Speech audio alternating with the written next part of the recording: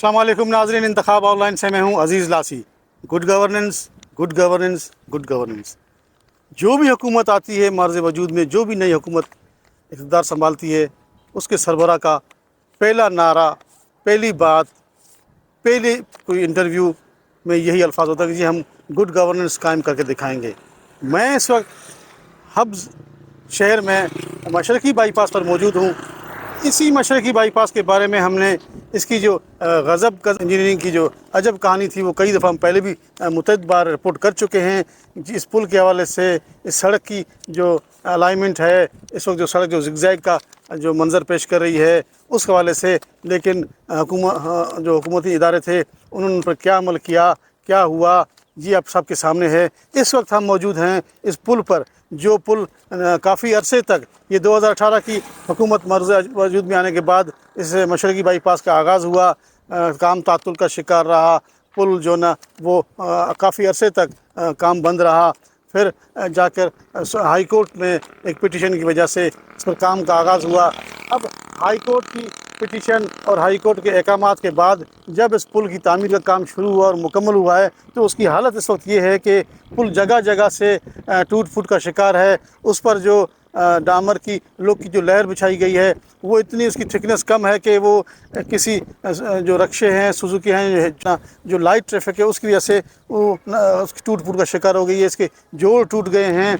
इसकी जो दूसरी जो बड़ी जो बात है, इस सड़क में जो शोल्डर हैं बिछाए गए दोनों अतराफ में, सड़क के जो इंजीनियरिंग असूलों के मुताबिक किसी भी सड़क को मजबूत रखने के लिए उनका तामीर ज़रूरी होती है, उनका कोई वजूद नहीं है। शोल्डर आया ये ठेकेदार आज़म कर गया, या जो महकमे के हुकाम थे, इंजीनियर थे, वो निकल गए।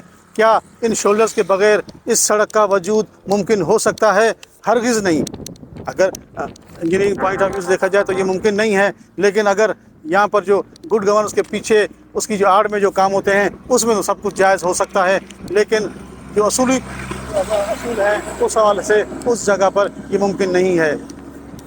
आया ये सड़क इन चंद महीनों में, हाल ही में ये पुल मुकम्मल हुई है, इन चंद महीनों में इसकी हालत इस तरह से क्यों हुई, किस तरह से हुई, इसके पीछे क्या अवामिल थे, क्या डिपार्टमेंट की तरफ से इतनी जल्दबाजी में बग़ैर किसी मामलात के जो ना इसको, हालांकि होना ये चाहिए था कि बलूचिस्तान हाई कोर्ट है, उसके अहकामात हैं तो काम को तसल्ली बख्श होना चाहिए था, लेकिन तसल्ली बख्श ये है कि पूरा पुल जगह जगह यहाँ पर काफ़ी जगहों पर शगाफ पड़ चुके हैं, जिससे इस पुल पर अब हादसात की जो वो भी खदशात पैदा हो गए हैं। लिहाजा ज़रूरत इस अमर की है कि एक बार फिर अदालत आलिया इस पर नोटिस ले, या जो महकमा है तामीरात व मवासिलात का जो रोड सेक्शन है वो होश के नाखून ले और इस पुल को और सड़क को बेहतर बनाए, ताकि बजाय ये सड़क लोगों की सहूलत के, लोगों के लिए ज़हमत, लोगों के लिए हादसात, उनकी मामलात को मुश्किलात में न डाले।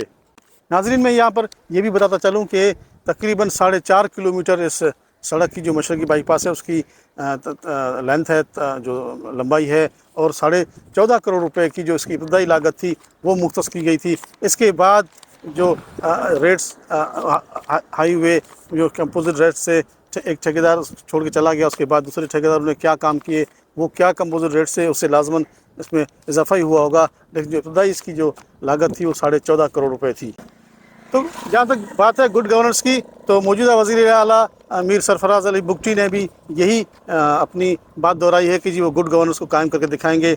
आया हम देखते हैं कि वो इस ये जो मंसूबा है पुल का, मशरक़ी बाईपास हब का, उसमें अपनी गुड गवर्नेंस का कहाँ तक रेट लाते हैं, कहाँ तक उस गुड गवर्नेंस को कायम करने में कामयाब हो सकते हैं।